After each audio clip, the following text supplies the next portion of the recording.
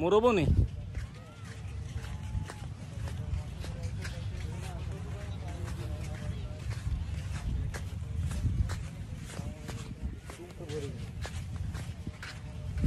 আমরা চলে এসেছি সৌদি আরব, সেই মরুভূমি যেখানে ঠান্ডা পাওয়া যায়। ঠান্ডার খোঁজে আমরা চলে এসেছি সৌদি আরব। দেখা যাক আমরা ঠান্ডা পাই কিনা, সেটাই চেষ্টা চলিতেছে। আশা করি আমরা পাবো।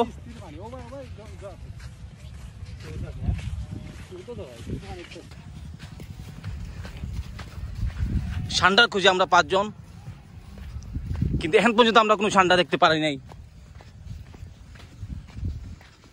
অনেক চেষ্টা চলতেছে, আমরা পাবো আশা করি সেই ঠান্ডার খোঁজে, কিন্তু ঠান্ডা পাওয়া যাচ্ছে না।